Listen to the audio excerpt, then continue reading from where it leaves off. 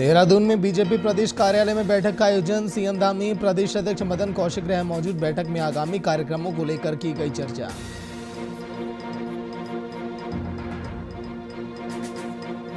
One मंत्री doctor Harak Singh Rawat ने पूर्व प्रेस सचिव सुधीर बोगुड़ा का वीडियो वायरल। मंत्री से मांग रहे अपना हिसाब, नहीं देने पर दी धरने की चेतावनी।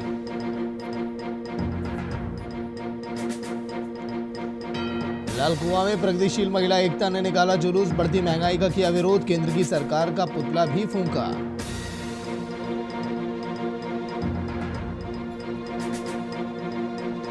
कुमाऊं के सुशीला तिवारी अस्पताल में जूनियर डॉक्टरों की गुंडागर्दी आई सामने। मारपीट में मरीज के परिजन गंभीर रूप से घायल। पुलिस मामले की जांच में अब जुटी।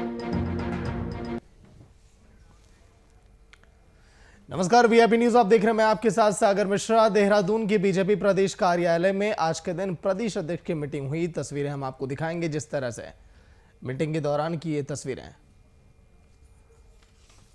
देहरादून में बीजेपी प्रदेश कार्यालय में प्रदेश अध्यक्ष मदन कौशिक की ओर से एक बैठक का आयोजन किया गया। इस बैठक में सूबे के सीएम पुष्कर सिंह धामी, प्रदेश मंत्री महामंत्री सुरेश भट्ट समेत कई मंत्री मौजूद रहे। और बैठक से पहले प्रदेश अध्यक्ष मदन कौशिक ने मीडिया से मुखातिब होते हुए बताया कि कल पार्टी के आगामी कार्यक्रम को लेकर प्रदेश पदाधिकारियों के साथ बैठक हुई है।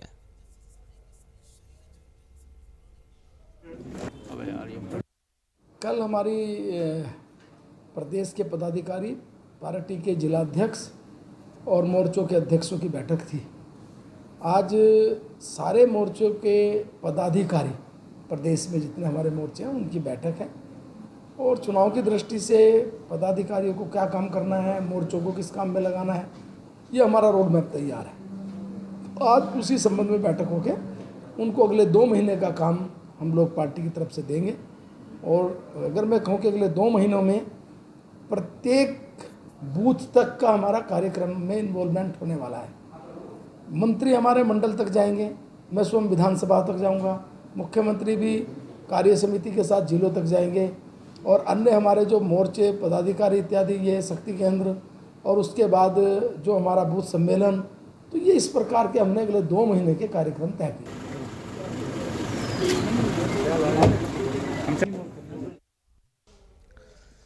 बीजेपी कार्यालय में बैठक में आगामी कार्यक्रम को लेकर चर्चा और सूबे के मुखिया भी यहां पर मौजूद दिखाई दिए। मदन कौशिक प्रदेश अध्यक्ष बीजेपी, जिनको आपने सुना। बैठक से पहले उन्होंने कहा कि कल पार्टी के आगामी कार्यक्रम को लेकर प्रदेश पदाधिकारियों के साथ बैठक हुई है। बैठक में तमाम बिंदुओं पर चर्चा कि कैसे सूबे का विकास हो, कैसे आगे की रणनीतियां बने, क्या एजेंडे तय किए जाएं ताकि काम बेहतर हो सके।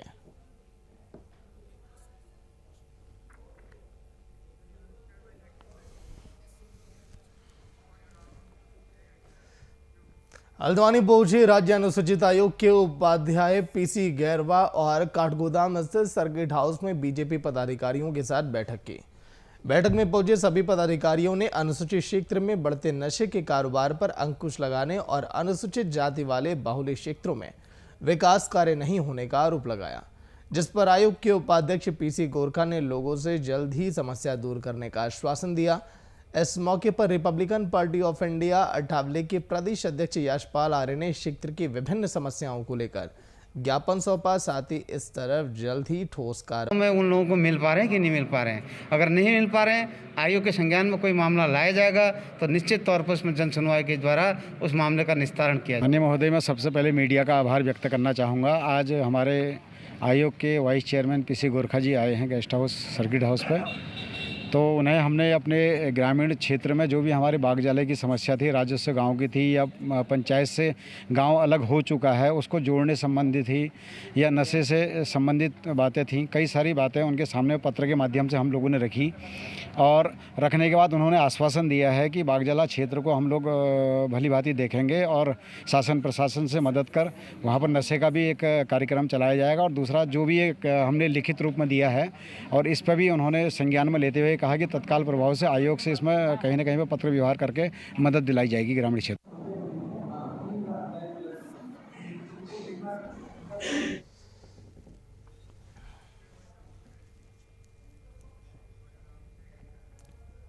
वन मंत्री डॉक्टर हरक सिंह रावत के पूर्व प्रेस सचिव और उनके खास माने जाने वाले सुधीर बहुगुणा का एक वीडियो इन दिनों सोशल मीडिया पर वायरल हो रहा है, जिसमें वो मंत्री से अपना हिसाब किताब मांग रहे हैं, लेकिन मंत्री की ओर से पीड़ित कार्यकर्ता का भुगतान नहीं किया गया, जिस कारण आज मजबूरन वन मंत्री के पूर्व प्रेस सचिव सुधीर बहुगुणा ने अपने भुगतान की मांग को लेकर कोटद्वार में वन मंत्री के आवास में सांकेतिक धरना दिया। सुधीर ने मांग किया कि मंत्री ने उनका विगत 4.5 साल का हिसाब नहीं किया। सुधीर ने चेतावनी दी है कि अगर जल्द ही मेरा भुगतान नहीं किया गया तो उन्हें अपने परिवार के साथ लेकर भूख हड़ताल पर बैठने को मजबूर होना पड़ेगा। दरअसल धरना प्रदर्शन का उद्देश्य कुछ खास नहीं है, कुछ यही है कि मैं पिछले लगभग 4.5 सालों से जब से मंत्री जी यहाँ पर आए हैं तो काफ़ी कार्यक्रमों में मैंने मंत्री जी द्वारा मुझे कहा गया कि ये कार्यक्रम कर दो, वो कार्यक्रम कर दो। महिला उत्थान का भी इनका कार्यक्रम था, महिला उत्थान वालों का, जिसमें 6000 लेडीज़ों के लिए खाने की व्यवस्था थी। वैसे तो खैर 1500 की थी, पर बाद में बढ़ गया था, फिर 6000 की व्यवस्था हो गई, तो कम से कम 3.5 लाख का उसमें मेरा खर्चा आया। तो इनके द्वारा GNG एक संस्था थी जो कौशल विकास का कार्यक्रम करती है, उसके द्वारा मुझे 1,40,000 तो मुझे दे दिए गए, उसमें से भी 18% GST कटी है, तो वो 3.5 लाख में से 1,40,000 मुझे मिले हैं। 2,10,000 का तब से हिसाब चल रहा है। मैं कई बार अनुकृति गोसाई से मिला, मैंने उनसे बोला भाई मेरे हिसाब करा दो, मैं गरीब आदमी, मुझे पूरे 3.5 लाख में ज़्यादा 10-20 हज़ार मुझे बचेंगे। पर इनके द्वारा लगातार 2-2.5 साल हो गए, तब से को करे GNG के पास जाओ, GNG वाले करे भाई अनुकृति ने तो हमसे 3 लाख के लिए कहा था, हमारा 6-7 लाख रुपये खर्चा हो गया, ट्रकों का किराया भी दे दिया, अलाना दे दिया, हम इससे ज़्यादा नहीं दे सकते, जितना आपको दे दिया।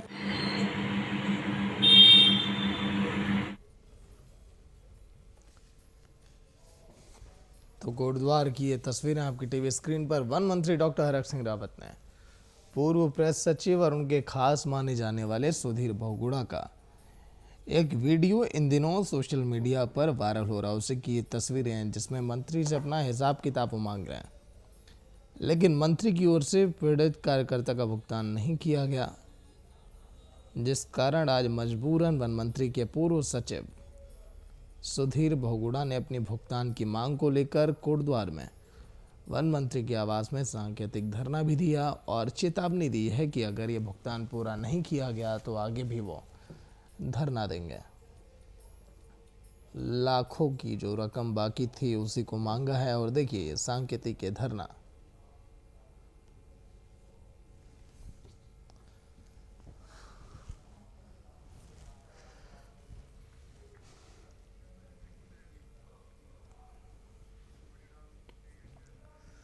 आबकारी मंत्री यशपाल आर्य ने आज विधानसभा में आबकारी विभाग से संबंधित विभागीय अधिकारियों के साथ एक बैठक की। बैठक में अवैध शराब की रोकथाम के लिए प्रवर्तन दल और छापेमारी में वृद्धि करने के निर्देश भी दिए गए।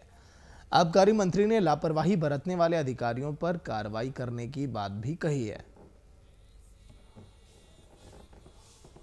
देखिए 2021-22 का जो हमारा राजस्व लक्ष्य निर्धारित था उसके सापेक्ष 114% हमने बढ़ोतरी की है। कोविड के बावजूद भी हमें लक्ष्य प्राप्ति का जो लक्ष्य था उससे हमें 114% हमने लक्ष्य राजस्व प्राप्त किया है। लेकिन दूसरी तरफ जो मैंने आज कहा है कि जो 4 वर्षों का अधिभार जो बकाया है 4 वर्षों का वो 93 करोड़ रुपया है। ये बहुत बड़ी गंभीर मामला है, लापरवाही भी है। मैंने आज अधिकारियों से कहा है कि आखिरकार यह 4 वर्षों में 93 करोड़ रुपये की वसूली की वजह क्या रही, क्यों वसूली नहीं की गई और कौन लोग इसमें संलिप्त हैं। जो भी संबंधित DO हैं उन्होंने क्या कार्रवाई की, क्या नोटिस भेजना ही पर्याप्त था।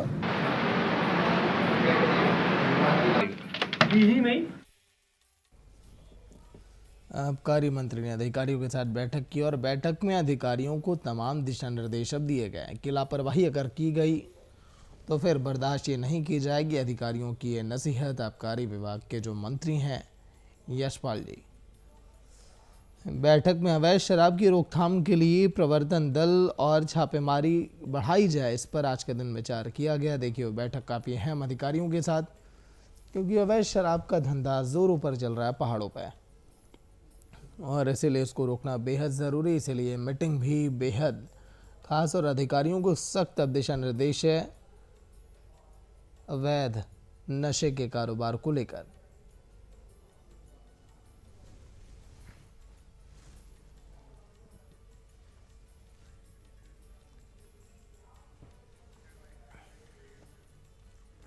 अब देश भर में बढ़ती महंगाई को लेकर प्रदर्शन का दौर जारी है। बढ़ती महंगाई को लेकर लालकुआं में प्रगतिशील महिला एकता की ओर से जुलूस निकाला गया।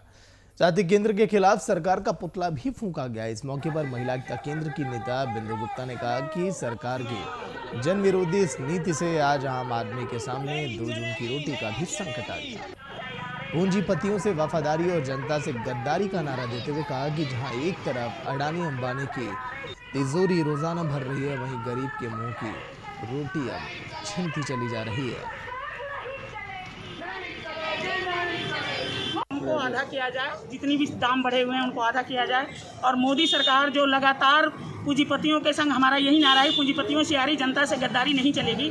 तो ये सीधी सीधी साफ दिखाता है कि अडानी अंबानी को जितना भी मुनाफा पहुंचाने की कवायद सरकार चला रही है, वो लगातार उसमें सक्सेसफुल हो रही है। और जो जनता के बीच में जितने भी वादे किए हैं उसने, उसमें सब में फेल है। तो हमारा ये मानना है, इस महंगाई विरोधी जो मुहिम हमने चलाई है, इस मुहिम के द्वारा हम ये बात पहुंचाना चाहते हैं कि जितनी भी मेहनत कश आवाम के जो रोज़मर्रा की ज़िंदगी जीने वाली जो चीज़ें हैं, मूलभूत जो चीज़ें हैं, उस पर लगातार बेतहाशा महंगाई बढ़ाने के पीछे जो सरकार का जो खेल है, वो लगातार पूंजीपतियों को मुनाफा बढ़ाने की चीज़ों को तरफ ले जाता है। कि एक तरफ जो सरकार है अडानी अंबानी को जितने भी पैकेज दे रही है, उनकी छूट दे रही है, सारी कुछ कर रही है, और जितनी भी मेहनत जनता है उनकी चीज़ों को लगातार वो पीछे धकेल रही है, बेरोजगारी बढ़ा रही है। और नौजवान पीढ़ी जो बेरोजगारी की गर्त में डूब कर जितने भी अपराध बढ़ रहे हैं, सारा लगातार समाज के अंदर बढ़ रहे हैं।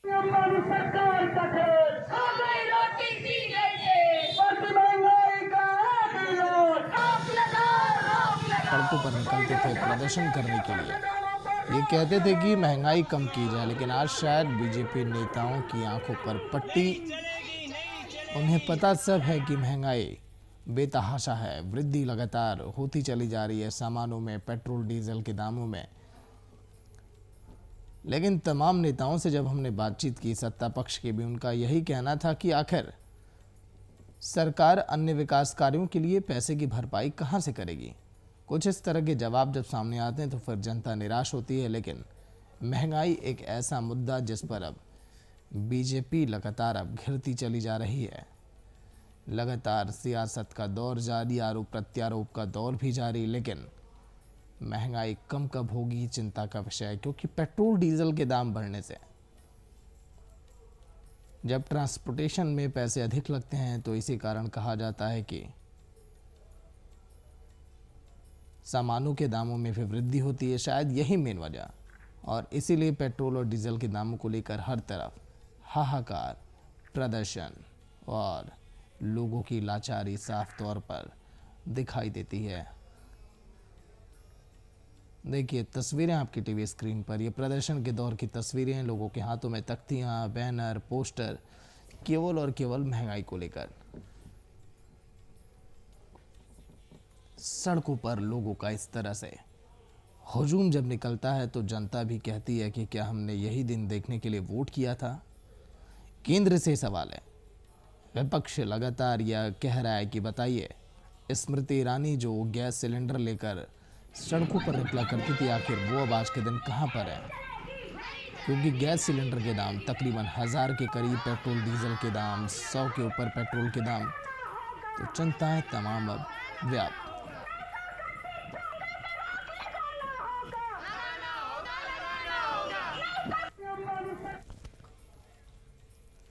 पहाड़ी जिलों में स्वास्थ्य सुविधाओं को कमी को देखते हुए ग्रामीण जनता काफी परेशान रहती है। कोरोना वायरस के कारण भी ग्रामीण क्षेत्रों में काफी समस्याएं हैं।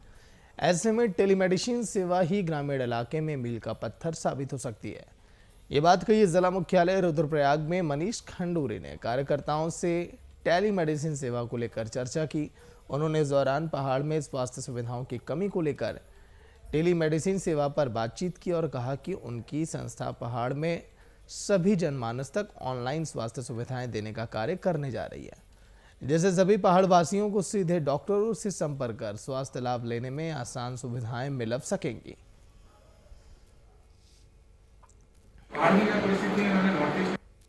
आपका धन्यवाद कि आपने सवाल पूछा। ये टेलीमेडिसिन सर्विसेज जो है प्रथा है वो हमने कोशिश कर रहे हैं कि किस तरह से फ़ोन के माध्यम से जो पेशेंट है, गांव में जो पेशेंट है, जो बुजुर्ग है, गर्भवती महिला है, बच्चे हैं, कोई भी हो, वो उनको अभाव है अभी चिकित्सा का, सोशल का, मेडिकल सर्विसेज है, तो ये कमी दूर करने के प्रयास में हमने ये टेलीमेडिसिन सर्विसेज शुरू की है।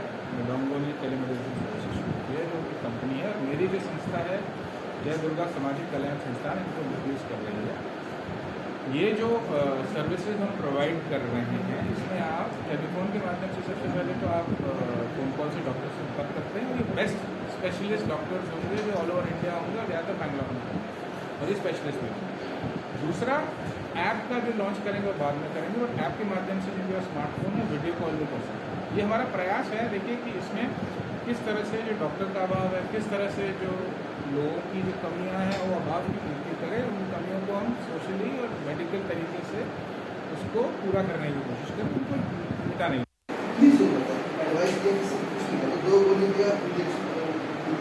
इतना ज़्यादा प्रेशर सिस्टम में पड़ जाता है, क्योंकि छोटी सी बीमारी में लेकर कैंसर का सबसे ज़्यादा अच्छा है, सबसे बड़ी कोई नहीं प्रयास है, और अभी तो कुछ भी नहीं है।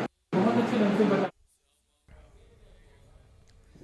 किच्चा के शहरी क्षेत्र में से एक नाबालिग बच्ची 1 महीने से गायब है, जिसका अभी तक कोई सुराग नहीं मिल पाया, जिसको लेकर आज नाबालिग बच्ची के परिजनों ने पूर्व स्वास्थ्य मंत्री के नेतृत्व में कोतवाली के सामने प्रदर्शन किया। पूर्व मंत्री ने बताया कि पीड़ित परिजनों की 14 साल की नाबालिग बेटी पिछले 1 महीने से घर से गायब है, जिसके लिए कई बार जिले के बड़े पुलिस अधिकारियों से बरामदगी की गुहार लगाई गई, लेकिन पुलिस की ओर से अभी तक कोई कार्रवाई नहीं की गई। वहीं इस मामले में पूर्व मंत्री तिलकराज बेहड़ ने पुलिस को 5 दिन का अल्टीमेटम देते हुए पीड़ित लड़की को जल्द ही बरामद करने की बात भी कही है। गायब हुई है, वो 14 साल की है, वो मेरी बहन है।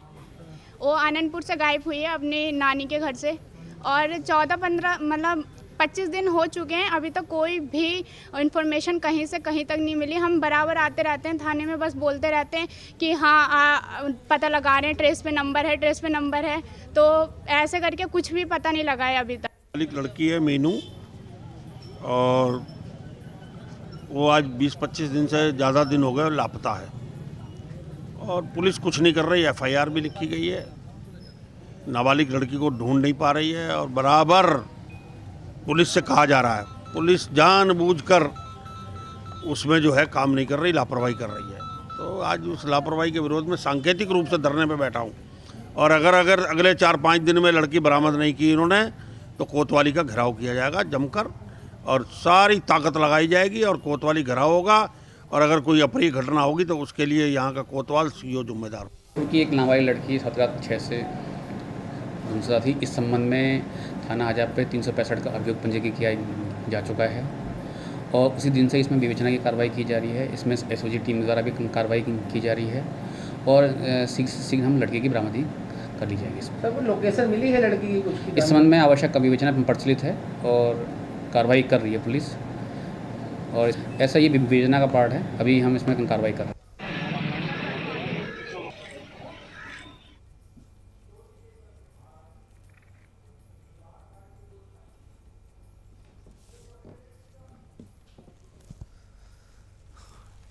तो जल्द ही बच्ची को बरामद करने की मांग, परिजनों का रो रो कर बुरा हाल। 14 साल की नाबालिग बच्ची 1 महीने से लापता, लेकिन अब देखिए सिस्टम हमारा कैसा है। पुलिस ने अभी तक कोई भी ना तो कार्रवाई की, ना तो एक्शन लिया, इसलिए अब मंत्री जी ने अल्टीमेटम दिया है कि जल्द ही अब बच्ची को खोजा जाए। इस तरह की लापरवाही कहां तक जायज? देश की बेटियां आखिर महफूज कैसे? जो प्रदेश के मुख्यमंत्री साहब कहते हैं कि बेटियां हमारा सम्मान, अभिमान, वो कैसे हो सकेगा जब इस तरह की लचर कानून व्यवस्था पुलिस बच्ची को ढूंढ पाने में असमर्थ। कहाँ वो बच्ची है, किस हाल में है, उसके साथ क्या हुआ, अभी तक इसका ना कुछ पता चला, ना कोई सुराग लगा।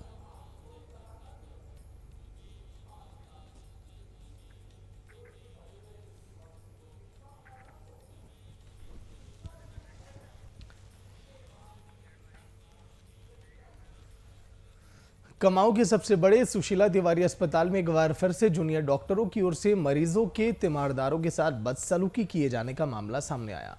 हल्द्वानी के धानमेल में रहने वाले योगेश अपने पिता का इलाज कराने हॉस्पिटल आया था। जूनियर डॉक्टरों ने उनके साथ जमकर मारपीट की, बदसलूकी की।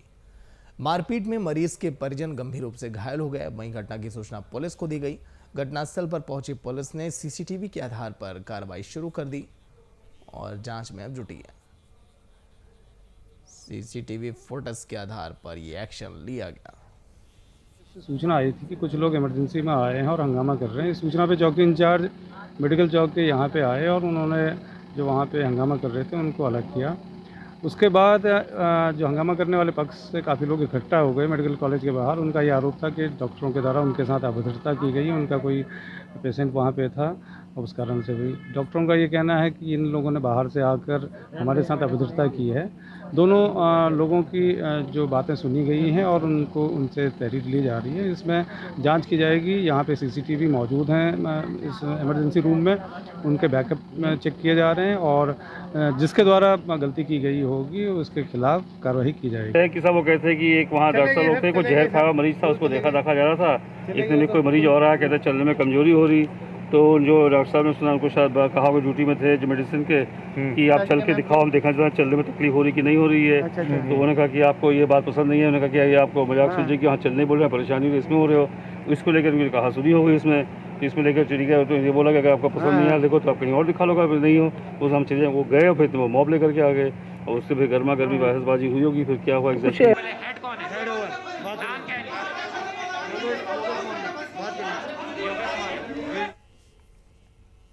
तो मरीज के परिजनों के साथ अस्पताल में मारपीट। लगातार इस तरह की खबरें जब सामने आती हैं तो ऐसा लगता है कि अस्पताल में आखिर बेहतर सुविधाएं लोगों को कैसे मिलेंगी जब लोगों से मारपीट ही की जाएगी। कुमाऊं का ये सबसे बड़ा अस्पताल है, नाम है सुशीला तिवारी अस्पताल। हल्द्वानी के धानमिल में रहने वाले योगेश अपने पिता का इलाज कराने गए। जूनियर डॉक्टरों के साथ जमकर मारपीट और बदसलूकी की। मारपीट में मरीज के परिजन गंभीर रूप से घायल हो गए।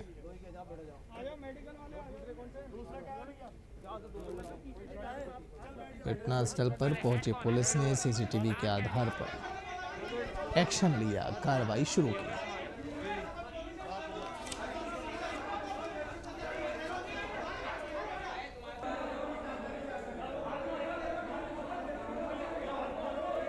देखिए मारपीट के दौरान की तस्वीरें, सीसीटीवी कैमरे में जो तस्वीरें कैद हुई उसी के आधार पर अब एक्शन अब लिया जा रहा है। मरीज के परिजन कहा जा रहा है कि घायल हो गए हैं।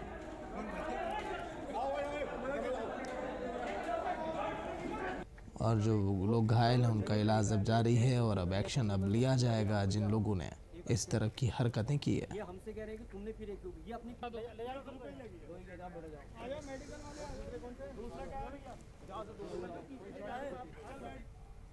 जसपुर के किसानों ने आज अपनी 3 मांगों को लेकर मुख्यमंत्री के नाम एसडीएम को ज्ञापन सौंपा। साथ ही किसानों ने मांग की है कि एक तो विभाग को धान खरीद के लिए उचित मापदंड करे ताकि किसानों का शोषण ना हो सके। वहीं नादही शुगर मिल को सरकार खत्म करने पर है, उनकी जगह नए प्लांट लगाए ताकि क्षेत्र के लोगों को रोजगार मिल सके। तीसरी मांग के लिए किसान नेता शीतल सिंह बड़वाल ने बताया कि पीली डैम और तुमड़िया डैम क्षेत्र में इस समय पानी की कमी हो जाती है। इन डैमों को कालागढ़ डैम से जोड़ा जाए ताकि किसानों को इसका लाभ मिल सके, किसान अपनी खेती भी कर सकें।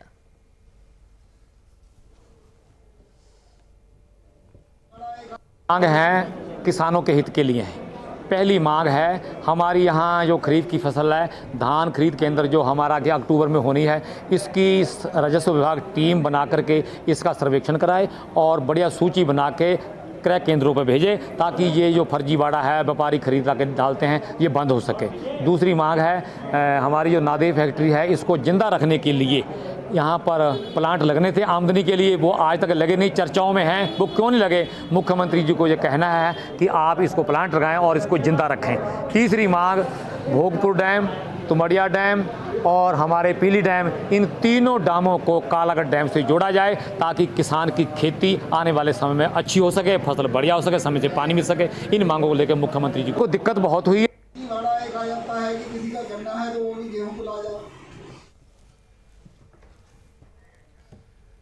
तो चलिए फिलहाल उत्तराखंड लाइव में इतना ही। देखते रहिए VIP न्यूज़। नमस्कार।